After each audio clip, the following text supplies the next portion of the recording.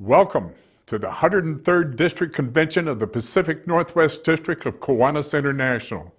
I'm Lonnie Johnson, and I'm your 2019-2020 Governor-elect. It is my responsibility to provide our members and clubs with education at the Midwinter Conference and here at DCON. Today I've picked 9 topics and presenters to share with you what the important things you should know to strengthen Kiwanis, your club, and aid your members in growing as leaders. The first topic is Key Club, and is followed by the Key Club support of the Thirst Project. Here is Kalia Thornton, Key Club Governor. Greetings, Pacific Northwest Kiwanians. Now more than ever, Key Clubbers are eager to connect with each other and the Kiwanis family. Today, I plan to discuss my insight in improving your engagement with Key Clubbers, as well as updating you on how PNW Key Club continues to provide meaningful opportunities for our members in the online space. The first step to strengthening your relationship with your local Key Club is attending each other's meetings and service projects, no matter if they are in person or virtual.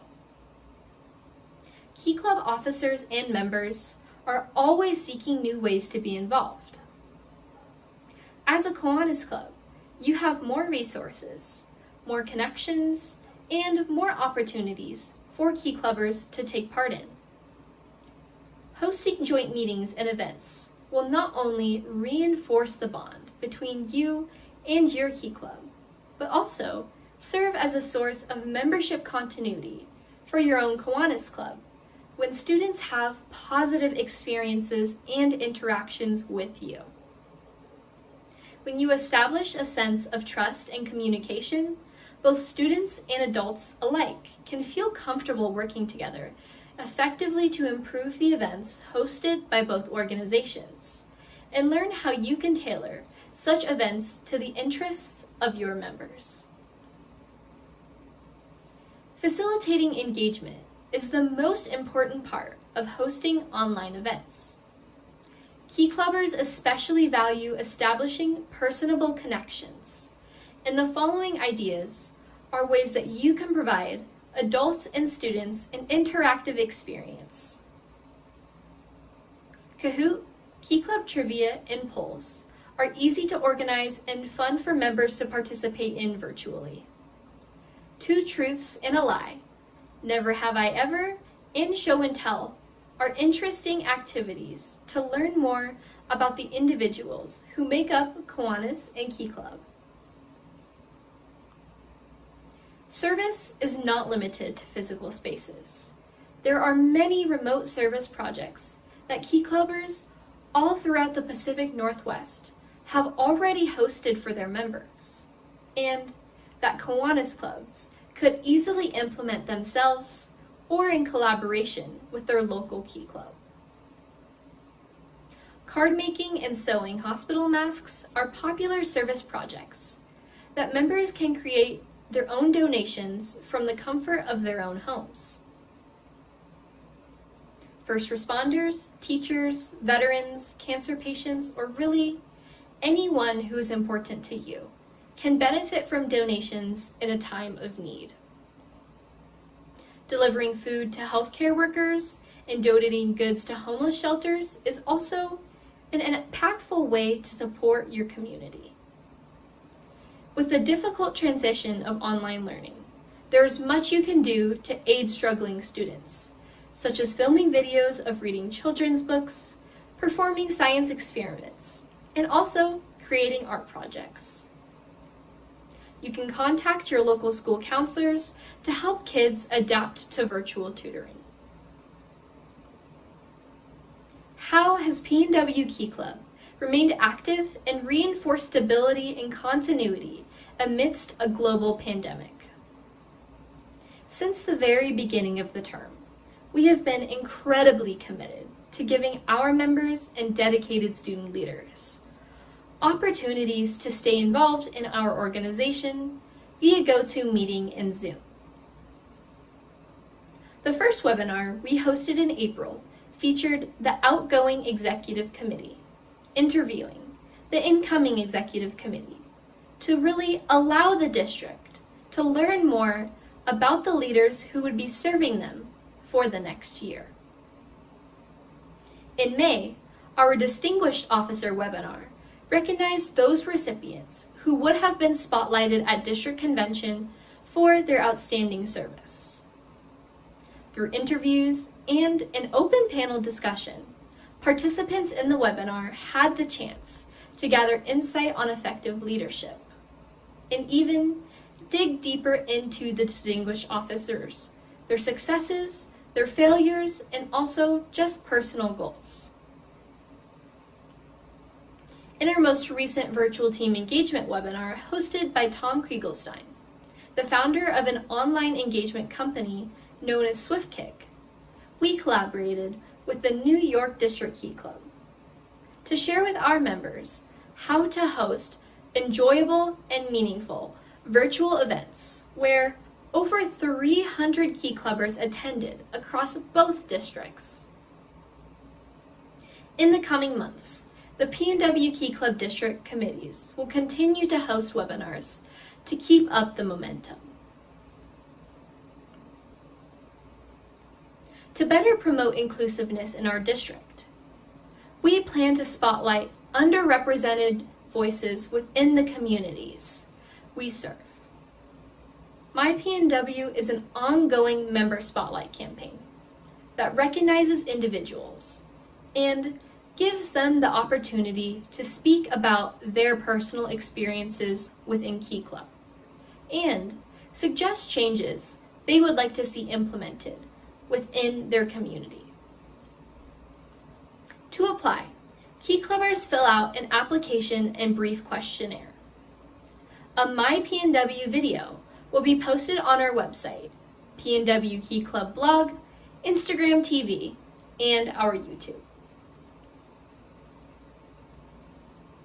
On Monday, July 13th at 4 p.m., the Seattle Center for Racial Equity is hosting a 2-hour session via Zoom for the PNW Key Club District Board and the New York Key Club District Board to learn about how to organize effective social change and also create positive results we want to see in our communities.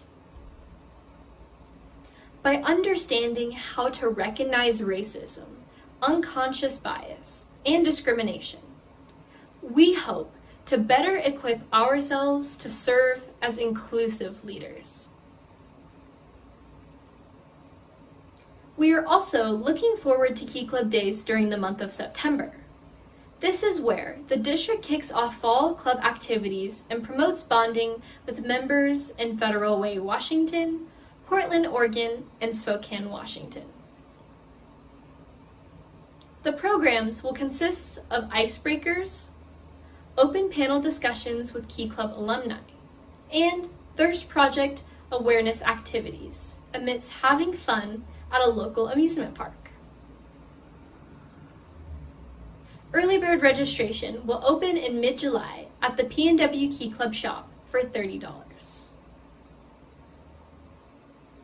I would now like to provide an update on each of our 5 standing committees, starting with the District Convention Committee. DCON is the largest educational event in the Pacific Northwest District, held annually with about 2,000 attendees. This year, the District Convention Committee plans to better promote awards and contests, provide financial incentives for attendance, and hold 2 webinars advertising call to convention and outlining the registration process. For the 2020-2021 term, the District Project Committee is focused on developing and keeping track of resources, such as fundraising guides, promotional videos, and educational materials. We hope to encourage more support of the Thirst Project, the world's largest water youth nonprofit organization, by implementing social media campaigns and hosting informational webinars during the year to rally the district together for a cause that has a lasting impact on developing communities without access to clean water throughout the entire world. In addition, the Kiwanis Family Relations Committee strives to increase awareness of the Kiwanis family within Key Club and promote Key Club to other branches of the Kiwanis family. The PNW district is committed to encouraging active and collaborative relationships between branches on the club and divisional levels. This year, the committee is tasked with developing and distributing ideas to increase collaboration with SLPs, as well as provide assistance with sponsorships. As for the Membership Growth and Reactivation Committee's plans to strengthen membership this year, the goal of the committee is to address the needs of the largest district geographically in Key Club International, with tremendous diversity. By conducting and revamping the annual membership campaign and creating a club building drive with the necessary tools to run a Key Club, we hope to improve the quality of leadership and the membership experience. The Pacific Northwest Opportunities Fund is a grant application that gives money to PNW Key Clubs for a unique service project of their choosing or fundraiser for the district project. Unlike Key Club International's Youth Opportunities Fund, the PNWOF is exclusive to our district. Clubs can receive $100 to $1,000 to plan and execute their event. Applications are through Google Forms found on the PNW Key Club website and will be available from September 1st to October 31st. They are then reviewed by the Pacific Northwest Opportunities Fund Committee in November. For Key Clubs in need of financial assistance to host a large-scale service project or fundraiser, PNWOF allows grant recipients to make an impact in their community without the worry of gathering funds. If you ever want more information on resources and upcoming events, please visit the PNW Key Club website at www.pnwkeyclub.org. The website is regularly updated by our webmaster with relevant content regarding initiatives like the fundraising status of the district project or publications such as the district directory with contact information for Key Club officers and advisors all throughout the Pacific Northwest. The PNW Key Club website has all that you need to access many of our opportunities. Finally, for more resources to stay connected with us, you can follow our district Instagram at PNW Key Club, where we post service ideas, highlight outstanding members and clubs, and share reminders for upcoming events. You can also check out issue.com/PNWKC to view our quarterly publication, The Espresso, as well as Hello, Pacific Northwest Kiwanians. I am so excited for the opportunity to share with you my knowledge and experience with the Thirst Project. Thirst Project holds a special place in my heart because, similar to Key Club, the organization has allowed me to find my voice as a student leader and act on my passion to be a force of positive change in the world. First, what is the Thirst Project? Well, as the world's largest water youth nonprofit organization, the Thirst Project empowers student leaders to raise awareness about the global water crisis and fund water projects in developing countries. 100% of the proceeds go directly toward the construction of sustainable water sources. Why is water so important? As a fundamental aspect of life, water was declared an official human right by the United Nations in 2010, and rightfully so. Over 663 million people around the globe lack access to clean water, and more children die from waterborne diseases every single year than AIDS, malaria, and world violence combined. The water crisis is a serious and ongoing issue, affecting the quality of life for millions of people. The Thirst Project makes it their mission to ensure everyone has access to a basic necessity. Water directly impacts the health of a community. Every 21 seconds, a child dies of a water-related disease. But when people have access to safe drinking water, disease rates instantly drop by 88%. Annually, safer water could prevent 500,000 deaths from malaria, 280,000 deaths from drowning, 860,000 child deaths from malnutrition, and 1.4 million child deaths from diarrhea. Women and children aren't able to receive an education because for up to 6 to 8 hours every single day, they collect water for their families that is often dirty and contaminated. 31% of schools globally could improve both their quality of sanitation and education with the freshwater wells that Thirst Project constructs. There is even a 15% increase in female enrollment when provided with clean water. And 443 million absent school days could be easily prevented without the threat of waterborne diseases. Access to sustainable water sources help women and children build a better future for themselves. Time spent collecting water accounts for $1 billion of lost economic opportunities. An estimated $260 billion is lost globally each year due to the lack of basic water and sanitation. With safe drinking water, economic return increases. Every $1 invested in water and sanitation provides a $4 economic return from lower health costs, more productivity, and fewer premature deaths. Families are also empowered to explore their income-generating potential. Instead of walking to find water, they have time to earn money by doing things like sewing, farming, and teaching. The Thirst Project focuses their efforts in the Kingdom of Eswatini, Africa. With the world's highest density of HIV/AIDS, 1 in 5 people are extremely vulnerable to diseases caused by the lack of toilets, hygiene services, and clean water for medication to be effective. It is nearly impossible to treat infected people without access to clean water.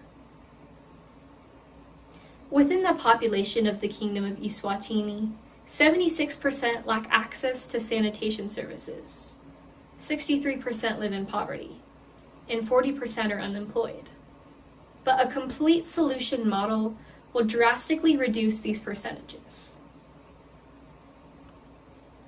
As the smallest African country with a population of 1.4 million people, the Thirst Project commitment to bring the entire nation clean water is achievable in a few years.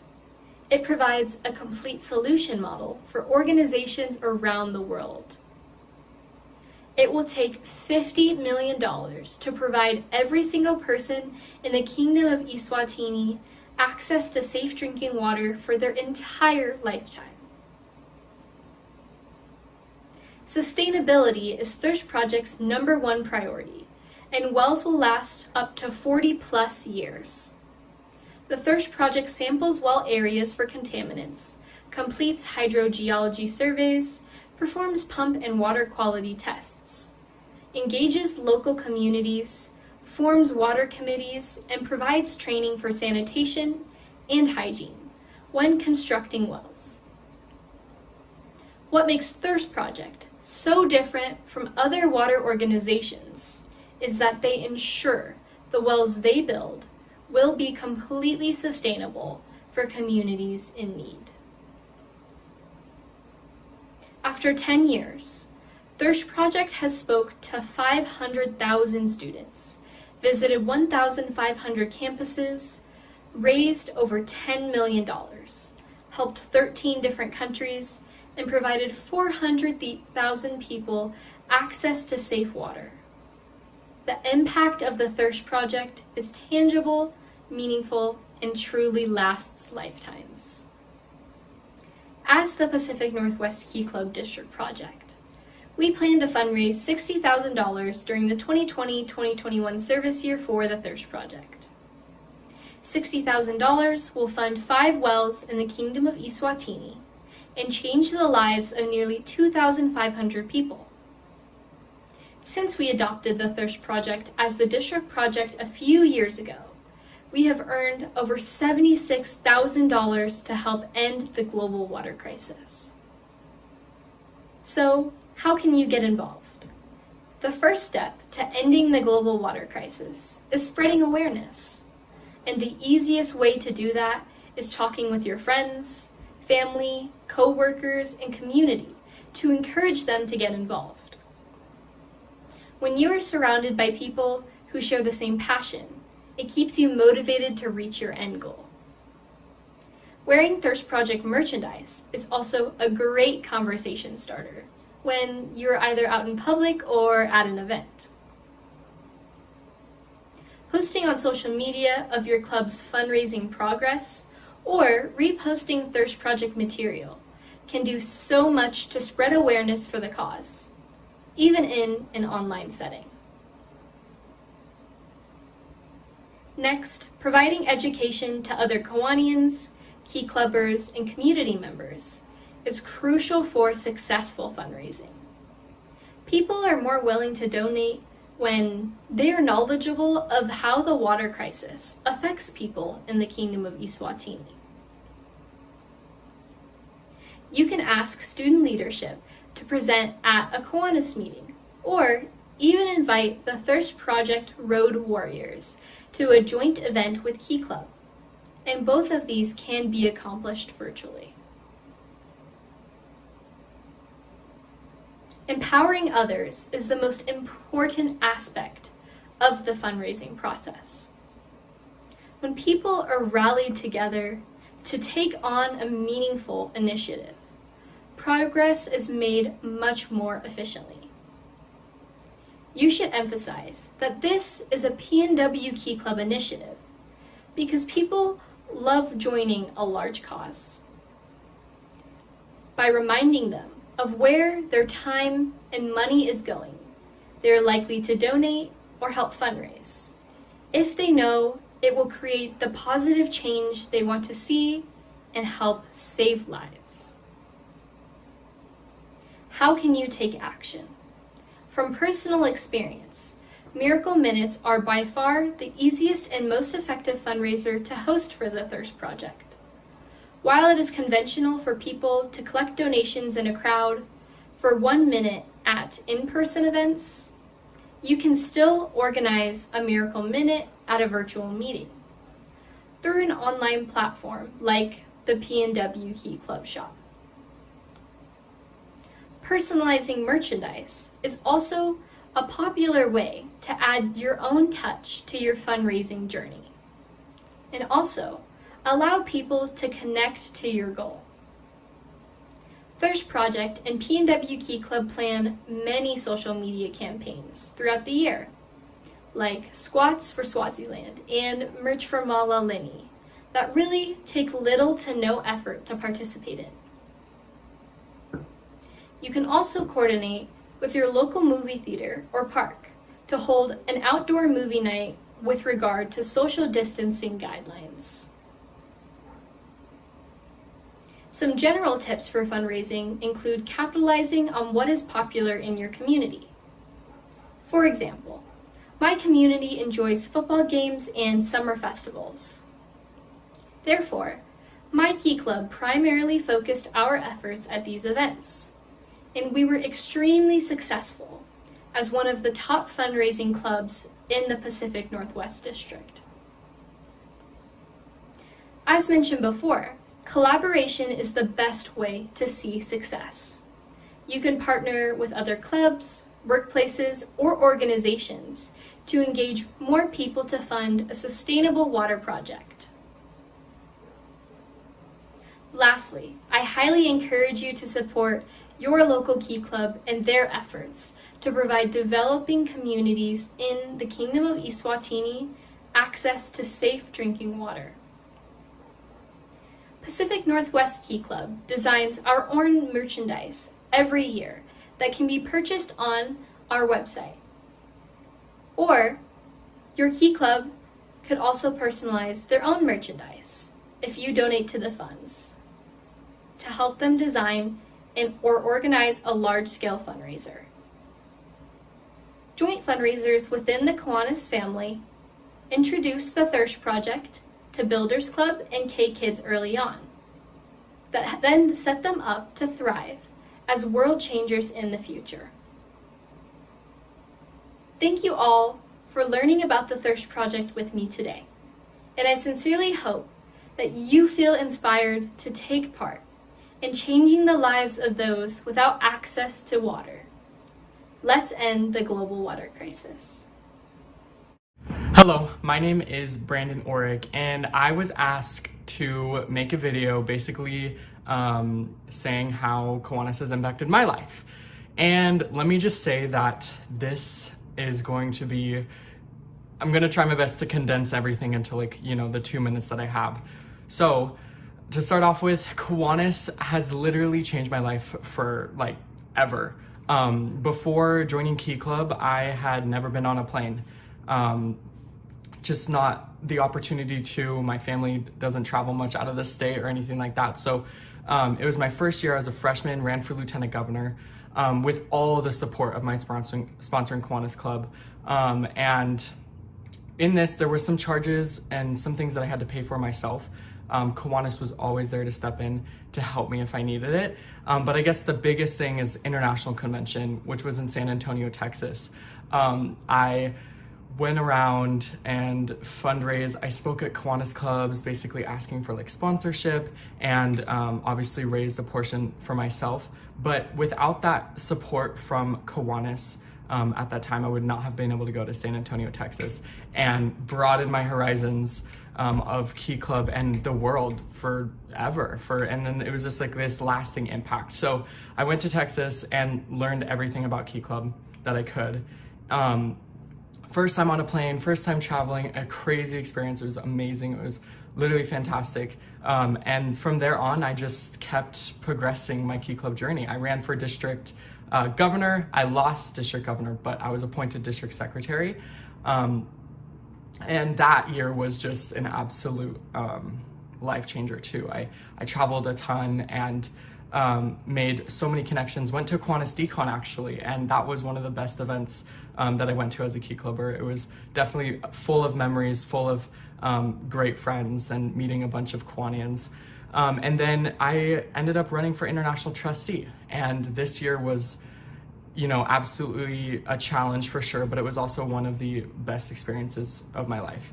And without Kiwanis being there to support me in my ventures and in my Key Club journey and just service projects, all the events that I held, all the events that I went to, I wouldn't be able to say that I was an international trustee. So I think that Kiwanis has provided me a whole new outlook on life, which may seem like I'm exaggerating, but honestly, I would have never known what it was like to be on a plane. I would have had no reason to. I would have never known what it was like to be a part of something so generous, so supportive, so engaging, and the difference between, Key Club and Kiwanis is that Kiwanis is, outside of the high school culture. You guys are adults, and so you just really see the pure servant leadership there, and I really, really am inspired by that. And I'm already going over my time, but I just want to thank you all so much, and there's a glimpse of my Key Club story, so thank you all so much. Key Club holds a special place in my heart, and I hope you enjoyed Kalia's presentation. One of my ideas this year was to have some Kiwanis moments shared to inspire you. You just saw the first one, Brandon Orick, and I think it's a great way to share the great part of being a Kiwanian. Next on the agenda is the topic of risk management. Bill Glenn will be sharing some information that is critical to your club. Bill? Welcome to a discussion of risk management and how it's important to you and your Kiwanis Club in all that you do. This is an often overlooked area of Kiwanis, but is really vital to be aware of. Kiwanis International has an entire department to deal with risk management and the needed insurance coverage that goes with it. Each of Kiwanis' 50 districts has a risk manager appointed by the district governor. In the Pacific Northwest District, this is usually a 3-year appointment. District risk managers receive updated training annually from Kiwanis International to assure that we are aware of where we are currently with the Kiwanis Insurance Program. Although it's not specified in your Kiwanis Club bylaws, it's a very good idea for each Kiwanis Club president to appoint a risk manager within your club. We as Kiwanians often venture into areas that are beyond our expertise in performing service for our communities.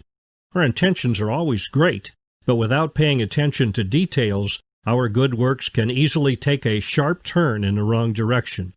Thus, it's very important to remember that Kiwanis is a business. Your Kiwanis Club is registered as a not-for-profit corporation within your state or province. It has a tax ID number, it has a CEO, and it has a board of directors. So we must remember as we do our good works that we must operate in a business-like manner. This is where risk management comes into play.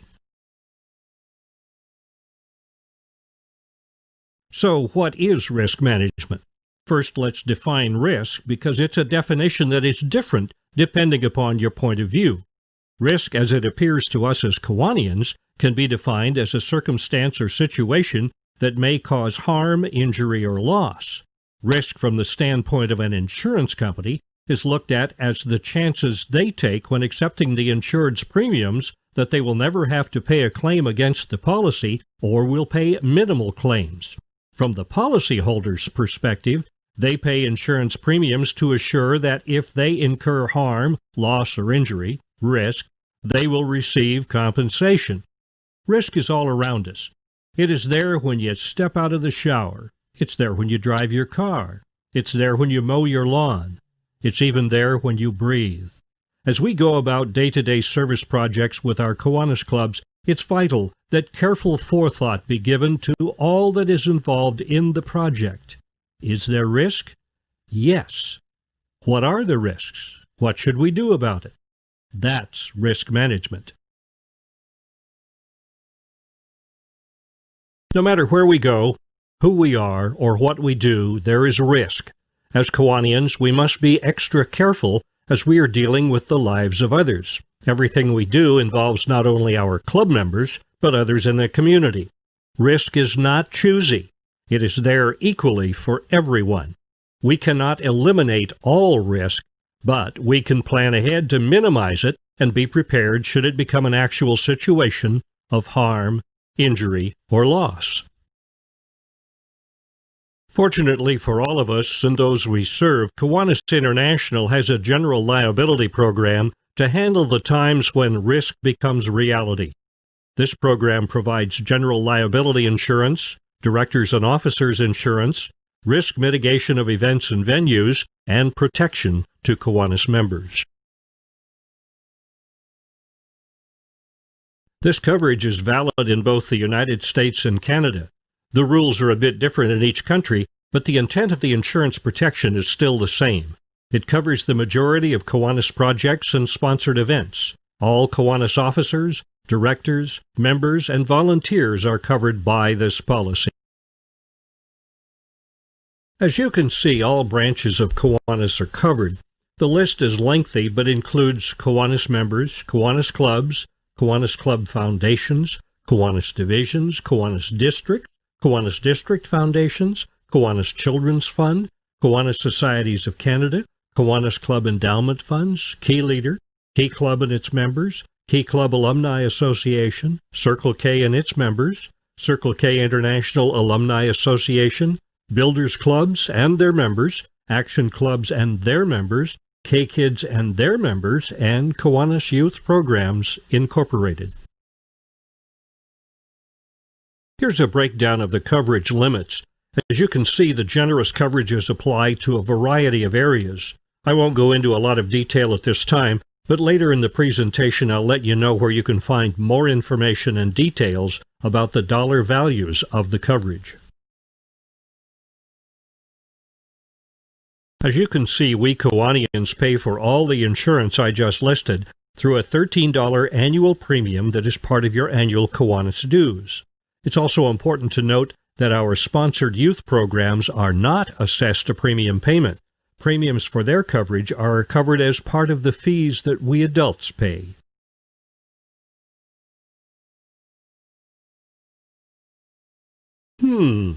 This is definite food for thought. There will certainly be insurance companies involved in this situation, but let's look at it from a Kiwanis perspective. Pretend for a moment that your Kiwanis club has decided to hold a swimming party and barbecue for your club and its family members. You also planned it as an occasion to do a food drive, so there'd be a service element to the gathering. You planned for the needed food and preparations and assured that someone who is a certified lifeguard would be there just in case. You also contacted Kiwanis International to verify that coverage was in place for the event. And then this happened. A whole bunch of questions immediately arise. Since we only have a picture to guide us, we would want to know, was anyone injured? Were those who were injured Kiwanians or family members or others? Was the driver under the influence of alcohol? Was the driver insured? As there are law enforcement people present, was there a crime involved? Then we get the question of insurance. Surely the owner of the pool had homeowner's insurance. The auto would also have been required to be insured, but was it? And of course, Kiwanians and families would have been covered by the Kiwanis International program. Who pays and who receives? That's for the participating insurance carriers to work out. However, these are the kinds of questions that you should consider as you plan your club projects.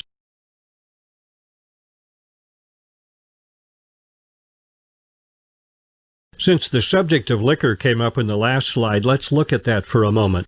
Yes, the liability insurance does apply to projects that involve the sale of alcohol, but note the terms and restrictions that also apply. This goes back to your careful planning ahead for the project. And do keep in mind that liquor-involved projects cannot in any way involve our SLP youth. Refer to the annual Youth Protection Guidelines for more details on that. This is where your club risk manager can be useful. If you have a project that will involve liquor, careful research should be done regarding what is acceptable and what is not. A great resource is the Kiwanis International website, kiwanis.org. Ask questions. Think it through. Use care. You want to assure that when your project appears before your club's board of directors for approval, that you have dotted all the I's and crossed all the T's. So, what is excluded from the coverages? If you think about it, most of these exclusions are based on simple common sense. Just about everything that involves physical or personal hazard is excluded. Anything that flies, anything that is raced, bungee or Velcro jumping, watercraft over 50 feet in length, asbestos, lead, pending or prior litigation, medical payments for athletic participants, and more. If your event doesn't involve any of these and you are concerned that it will be excluded, contact KI for clarification. This should always be part of your event planning. Giving hot air balloon rides should not be considered for your next club fundraiser. Some more exclusions include care, custody, and control of property, pollution liability, employment practices liability, cross suits, professional liability, and terrorism liability. Insurance for those or any other unlisted exclusions could be covered under separate insurance policies. I'll have more on other or optional insurance later in the presentation. Directors and officers' liability coverage has long been a good idea for Kiwanis leaders. For many years, it was recommended that Kiwanis clubs seek this coverage. Then a few years back, Kiwanis International decided that it should no longer be optional, but should be mandatory. They created the coverage you see for Kiwanis International and its owned, controlled subsidiary or affiliated organizations, or any nonprofit entity over which the named insured has the ability to exercise managerial control. Here is what that coverage looks like. Note the broad coverage of not only the club directors and officers, but those of your club's foundations and matters relating to your SLP clubs. Also included is coverage for members, staff, volunteers, and committee chairs. The idea is to protect everyone who makes decisions on behalf of the club. Should the need arise, the director and officer's insurance will handle the defense plus the costs in matters relating to the claim.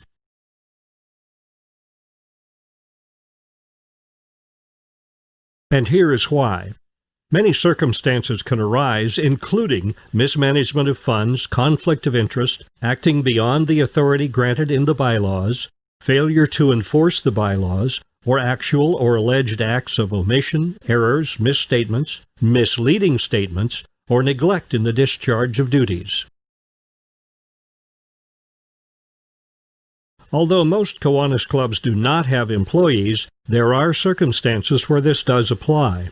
As you can see, sexual harassment, unfair employment practices, wrongful termination, discrimination, or violations of laws are some of the situations. Rest assured that Kiwanis has your back. Yes, you are paying for directors and officers' insurance. The $4 annual premium is included in your annual Kiwanis dues.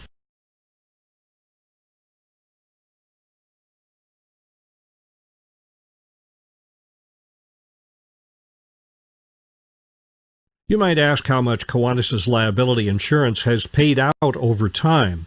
Well, here's a list of the payouts over the past 25 years. Those claims have resulted in payouts of over $2.5 million. And although there are some pretty heavy-duty claims listed, the most prevalent are slip and fall injuries. This is how just the last 5 years have looked. Again, slip and fall tops the claims list with over $250,000 in payouts during that time period. This graph represents the claims by district over the past 25 years. You'll note that Pacific Northwest District ranks as number 6 over that time period in number of claims and dollars paid out. Looking at just the past 5 years, you can see that we're getting better at handling our risk management, as over that period we are now ranked as 10th among all the Kiwanis districts in claims and payouts. Earlier I mentioned that you would be directed to more detailed information regarding all the coverages of the Kiwanis liability program. Here is a guide that has all of the information in it. Check with your club secretary to assure that your club has this guide. If not, let me know and I'll see that you get one.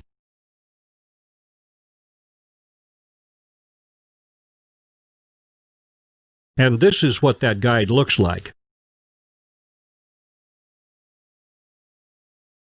Here is another guide which offers some options for additional insurance coverage through Kiwanis should your club find it necessary.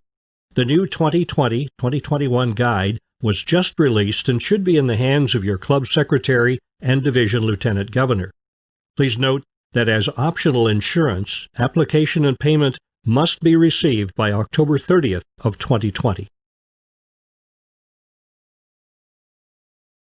This guide is also available through Kiwanis International.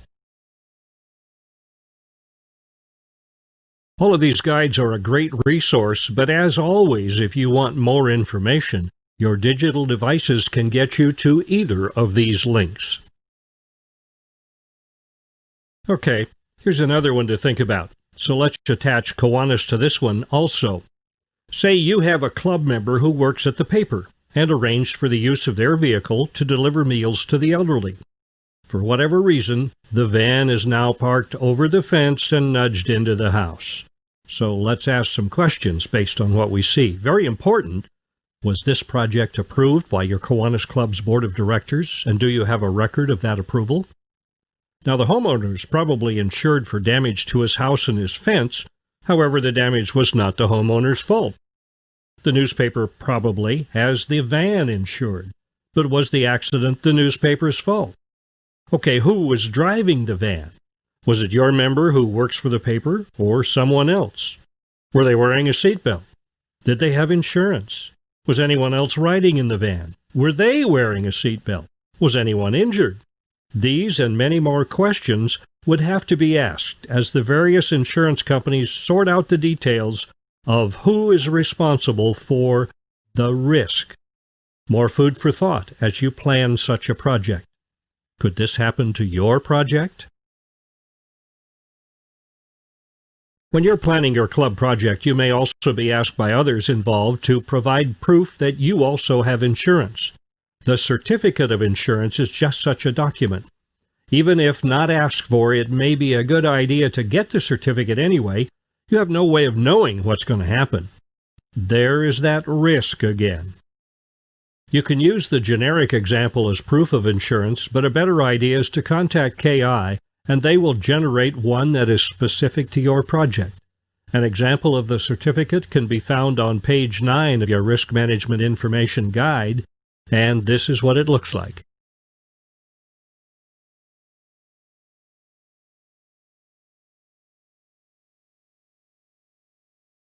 So what if your club's project falls outside the stated coverage limits of the Kiwanis liability program, or you think it might?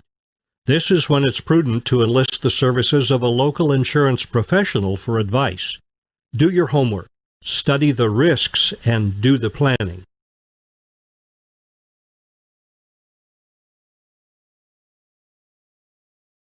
Here is the contact information to acquire a certificate of insurance for your project. I'll also note that Kiwanis International is very fortunate to have Highland manage our insurance policies. They're most helpful and are another great resource for your risk questions. In these times of uncertainty, COVID-19 and its effects are on all of our minds. As with most industries, insurance in general will be impacted. These are just a few examples of what may happen.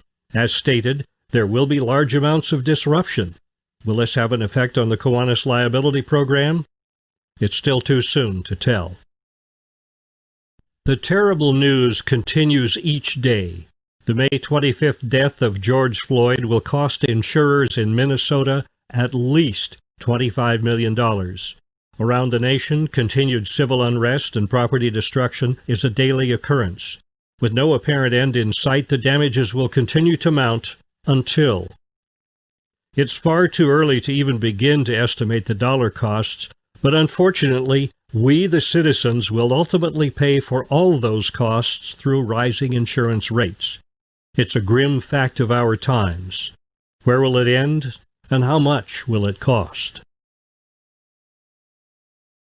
You should note these thoughts. Youth-serving organizations are not the most attractive risks for insurance companies. We in Kiwanis are most fortunate to have the great working relationships we have with our insurance carriers.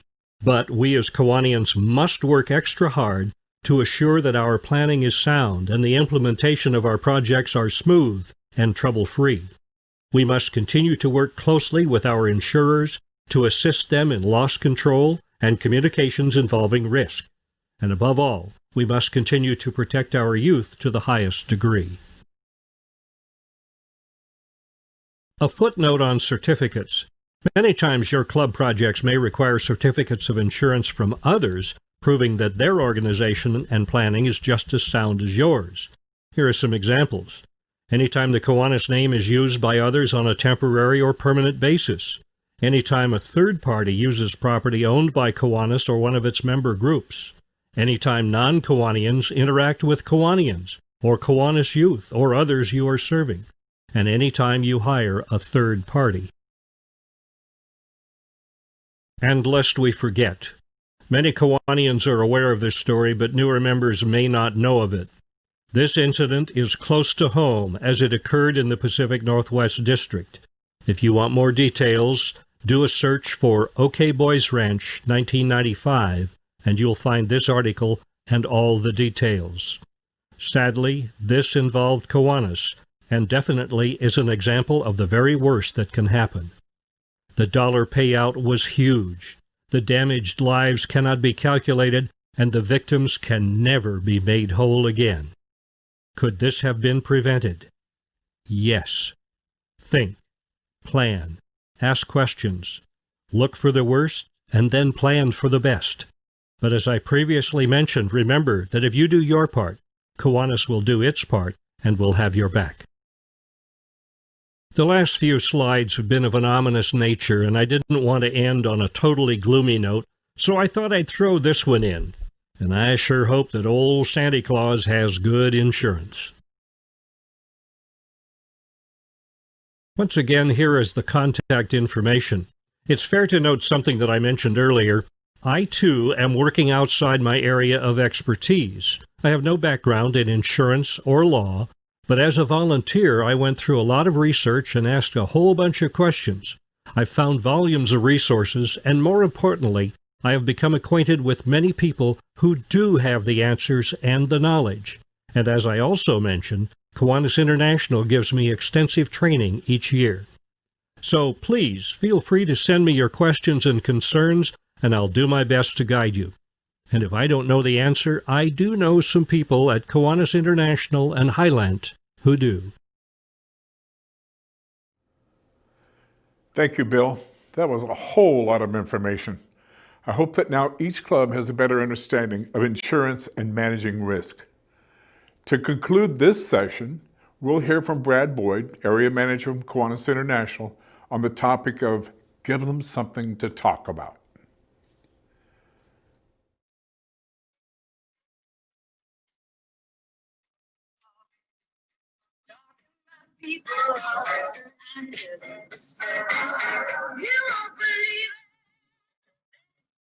Yes, let's give them something to talk about. I'm Brad Boyd, Central USA Area Director, and it's my pleasure to be meeting with you and sharing some ideas and some new approaches for getting folks to talk about all the great things that are going in your club and getting more buzz out in your community. So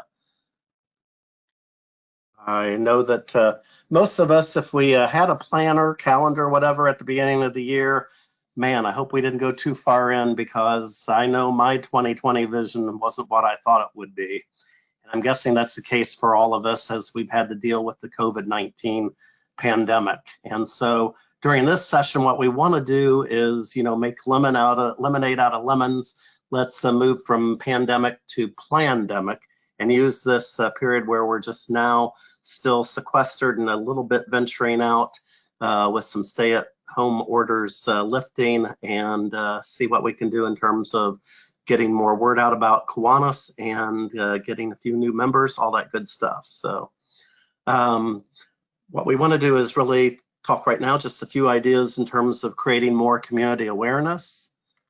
And I hope you get a little chuckle out of this little Zoom box. I don't know whether it's the Hollywood Squares or the Brady Bunch, whatever, but thank goodness that technology is on our side, and we're living in a day and age where we can try to replicate the fellowship, friendship that comes from meeting in person with our club members to Zooming in, and maybe it's a Google Hangout, whatever, but technology is our friend, sometimes a foe, but usually a friend, particularly in terms of being able to Zoom all over. And so the silver linings for me are that I've been able to go all over the North America to speak with different Kiwanis groups. And so hopefully you can also bring in some speakers from outside your own local area too with Zoom. So there are some silver linings that we want to explore as well.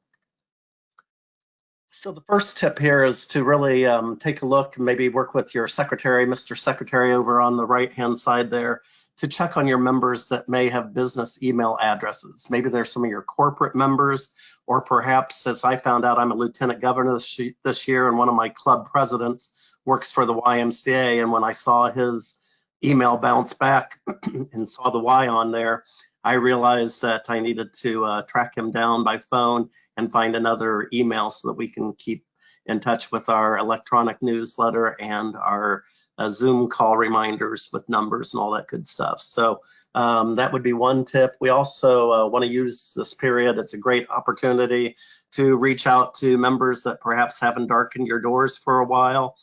They've been too busy, and maybe now they're not quite as busy. We've had a little bit of a lull in activity, so they might be willing to come back and get re-engaged.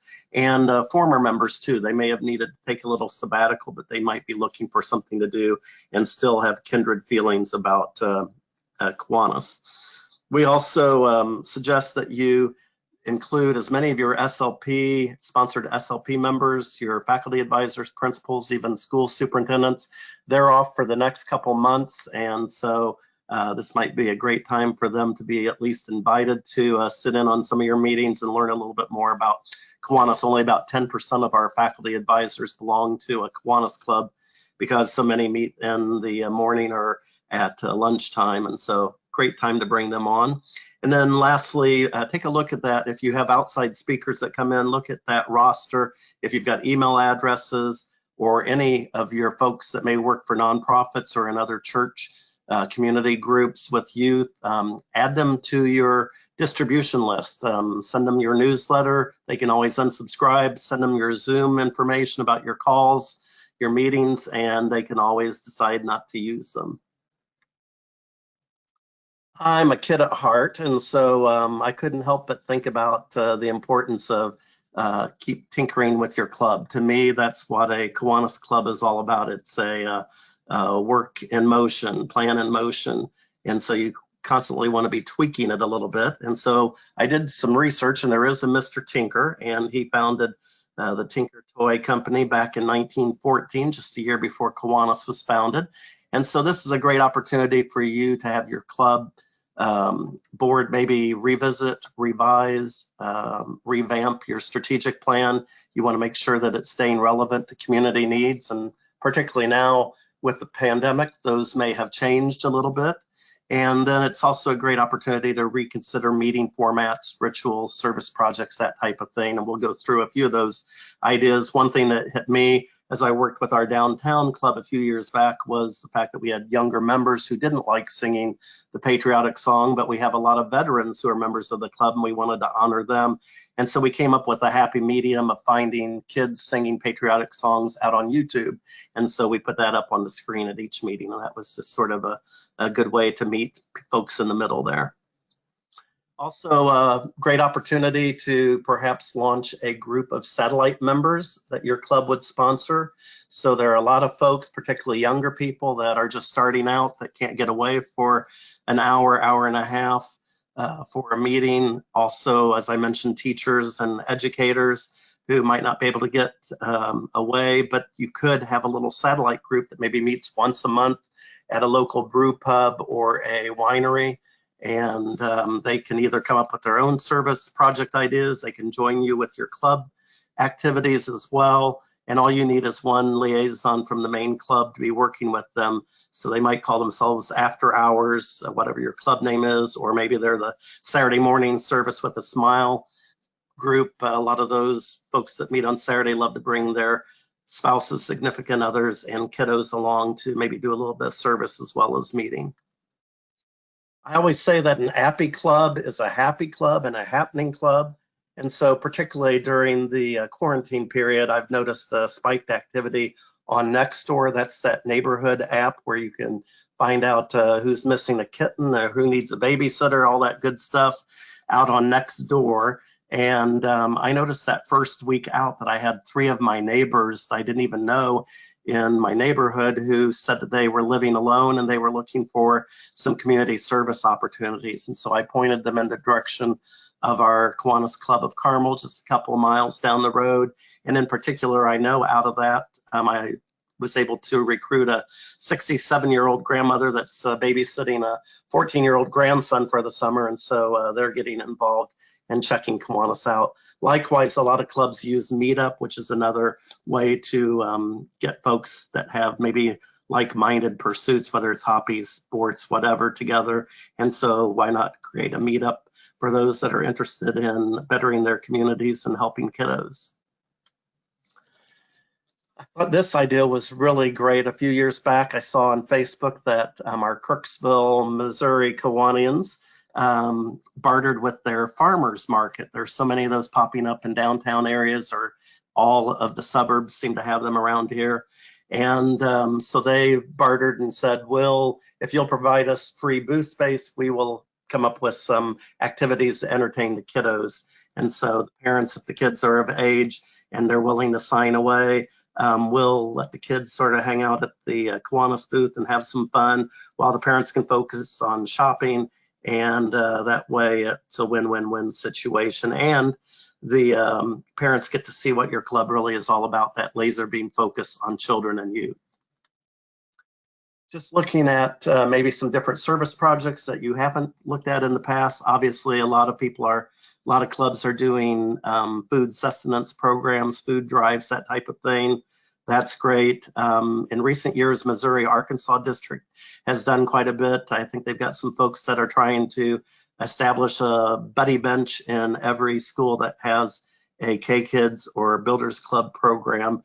And it's a great way to help kids get away from the stress that may come from bullying.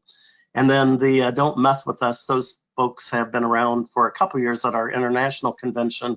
And that's a program where you can go into the 5th grade classes and spend about 45 minutes with the kids with a PowerPoint and just let them open up about some of the challenges they've encountered in terms of parents that perhaps have been abusing prescription drugs and that sort of thing. So it's amazing just how prevalent that is. Lastly, on this end, I wanted to talk about this idea. You see the little cupped ear there, and it's one of the things I keep reminding myself I need to learn to listen better. I think we all do, and particularly for new members. Quite often we're trying to stick a round peg into a square hole and forcing them to adopt everything that we've been doing for years, if not decades. And so I love this idea of asking each new member to designate their local charity of choice. And then the club takes $20 of that new member ad fee that comes back and makes an honorary donation in the new member's name to that charity. Out of that, you get two really great things happening. One, your club gets listed in their annual report, so all of a sudden you're in about every annual report in town. And then secondly, the new member receives an acknowledgement from the charity, which really makes them feel good and wanted and listened to in terms of their passions for the community. And then the genius move is that they ask that new member then to couple up with a veteran member and organize a quick, easy service project. So if it's maybe the Humane Society, maybe it's collecting cat litter from all your club members, or perhaps it's all of you spending one afternoon in a month letting out the dogs or something like that. So again, we've got to do a better job of listening to our members. And if you get them engaged like this from the get-go, you're not going to have to worry about losing them down the way. Also wanted to make sure that all of you, with the help of your club treasurers, are keeping tally of the value of your service donations to so many charities. Here, the Kiwanis Club of North Suburban St. Paul had this, I think, on an annual report and maybe on a billboard at their county fair. And it was sharing, about the names of 40 different local charities that they give monies to, and that as a result, that equates to about $2 million of projects that are funded each year. And I'm not sure if that really includes the trying to figure out what your volunteer hours are worth too. That's always an interesting exercise. So make sure that you're logging, like this is a time of year with a lot of scholarship presentations. Make sure you're tracking over all the years how many scholarships, how many kids have benefited from your generosity, and what is the total aggregate dollar amount of those. And then publish that in an annual report to your community stakeholders. It really is rather amazing. I'm going to switch gears here and talk a little bit about utilizing the web to add members. The web is our friend, and so you might have seen out on the Kiwanis membership resources page a roster analysis worksheet over here on the left-hand side, and it's just a alphabetical listing of occupations, professions, and so you can go through that and check off, those that are already within your club, and then you might come up with a missing in action list. And so then you can review that at a meeting and come up with perhaps members that know people in those fields. So here, after they got members to take on a few of them. They did a most wanted poster that they put out on their Facebook page. And so they're looking for a chiropractor. A lot of clubs are missing clergy people. We used to have quite a few of them engaged, haven't as much in recent years, even a stay-at-home dad, which is sort of a new wrinkle. And so you can promote that, and then all of your members then would take the Facebook page and beam it over to all of their Facebook friends, and hopefully have a few people come forward that might be interested. You could also take advantage of the other social media web template, LinkedIn. And LinkedIn, through this pandemic, because of the number of lost jobs and some of the folks that have been furloughed, they've had a 45% spike in activity on LinkedIn. So this is a great way for you to connect with those. You can very easily run a search, find some people in those professions that are missing in action, and then this is a great way to show them what wonderful and vast business and civic networking connections that our Kiwanians have. So again, use that web. Also, it's a great opportunity to seek more diversity and inclusion in our clubs, to make them more representative of our communities. So I'm not sure whether all these are in printed form any longer, but I know a lot of them have moved online. And so again, Mr. Google or Ms. Bing could be your friend, and just type in minority-owned businesses in your community's name, and a lot of them will pop up. Same with women-owned businesses. My wife is very much involved with the NAWBO, the National Association of Women Business Owners, and they're throughout North America. Veteran-owned businesses is another great one, and some of the different religious denominations. I use this quite a bit when we're going out to do a club opening event, to try to surface some folks that maybe aren't on the chamber lists and some smaller businesses. But again, this can be used by existing clubs as well. Also on the web are all those wonderful social media applications. So whether it's Twitter or Facebook or LinkedIn or any of the others, the kids are now getting into chatbot, or what is it? Snapchat. I'll get it right still. At any rate, this is a Facebook page from the Kiwanis Club of Cheyenne, Wyoming, and they call it hashtag Kiwanis Meet Us Monday. So they post every week on their Facebook page a picture of a member, could be new, could be a veteran, tell a little bit about their background, personal, professional, and what are the things they do in the community and some of their hobbies, and ask all their members to then beam that over to all their Facebook friends. So over time, then people see, hey, there's a pretty cool group of people making things happen to better our communities and help kids. And so that might be one idea you want to check out. As well as this one I love from just saw last week in the Kiwanis Club of Los Gatos. And so they're doing a hashtag Kiwanis Community Service Challenge. So just like the ones where people are challenging moms or dads to post 10 pictures, or maybe it's married couples doing that for 10 days straight, they're picking one person. I think it's Armin McKee here, and he's asked to find on his phone 10 photos of either service projects or club meetings, that type of thing. And so here's a great one that talks about, that shows, you know, a picture is worth 1,000 words. It shows that they did a community service project for Second Harvest Food Bank and sorted 11,205 pounds of produce. That's pretty darn amazing. So again, start bragging about ourselves. Thump your chest, get the word out. I want to talk a little bit about an idea that came to me from Susan Henham, who's been very much engaged in membership recruitment, opening clubs, strengthening existing clubs in Texas, Oklahoma. And so she approached, we had opened a club in Northeast Dallas County a couple of years back. I was able to be a part of that, and Rowlett is the bigger town in that area. And so she called the Rowlett Chamber of Commerce and said, hey, I know you do so many breakfast, lunches, after hours, those types of programs, and you can't do that now. How about if we co-sponsor a virtual chamber coffee? And so as you can see at the bottom, it's got the Kiwanis logo on one side and the Rowlett Chamber on the others. And so she offered up, she runs a counseling service, so it was very timely. She had a counselor who was willing to talk about the stress and anxiety that comes from surviving this pandemic and everything.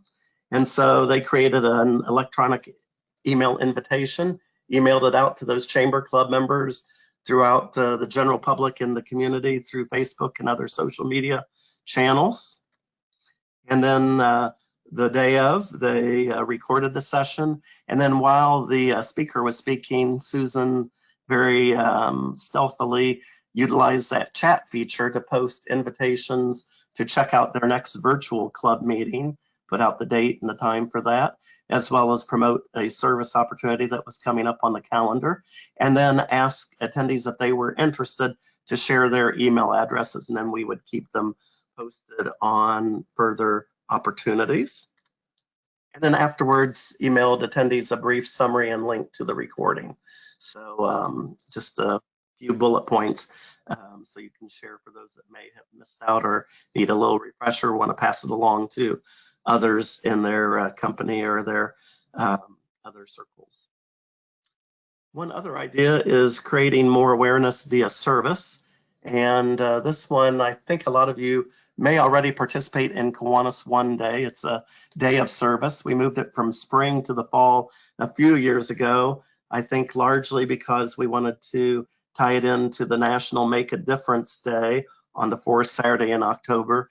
I happen to think it's great because it falls earlier in the school year, so we can get all of our SLP kiddos and the action clubbers involved. And so just plan some relevant, meaningful service project. Maybe it's beautifying a park, maybe it's putting in a sort of an encouragement rock garden at the public library, those types of things. And then ask each of your members to invite at least one like-minded friend, if not many of them, to come and check out Kiwanis service. And then it sort of works by itself. All you have to do on Monday morning is to give that guest a call and thank them for helping us out and make sure that they really enjoyed the experience. And then ask them just a quick question. Are you going to join Kiwanis right now? Or do you need to attend one of our friggin' meetings to seal the deal? And hopefully that'll do it. Don't give them any way out. So that's Kiwanis 1+1 Day is what I call that. Closing, I wanted to bring forth a blog post that I found a couple of years ago, or about a year ago, I guess. And it really hit me that it just keeps on sort of swirling in my brain and gives me more food for thought. And it's the difference between joining and belonging. And so this says, joining is what a member does. Belonging is how a member feels. It's how you really are touched by that experience. Joining is a transaction.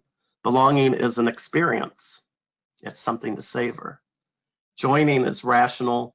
Belonging is emotional. It tugs at your heartstrings. You remember the smile that that kid you thought would never smile gave you. It sticks with you. And joining is episodic. Belonging lasts longer, maybe forever. So we talk a lot about approaching all of our like-minded friends to join Kiwanis. In fact, I think our membership brochure encourages them to join, but maybe we ought to start asking them to belong, because it really is belonging to a movement. And as we all know, going through this pandemic, our kids, our communities need Kiwanis now more than ever. So I just wanted to thank you for your dedication and your passion for the kids we're so privileged to serve. We're the only organization that has both the child protection guidelines and are embedded into our local schools to really groom the next generation of leaders to really sort through these challenging times in our world. So thanks again, and we will talk to you soon. Thanks, bye.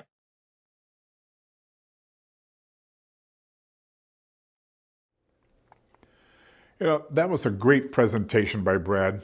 If you incorporate even a couple of the ideas, your clubs could easily flourish. I appreciate your joining us for the first session. You now have time to get up, stretch your legs, have a delicious lunch. What are we having, by the way? Then at 1 p.m., we'll start the second session with the next 3 sessions. CKI will have a presentation, and fundraising and club building will be featured. I'll see you at 1 o'clock.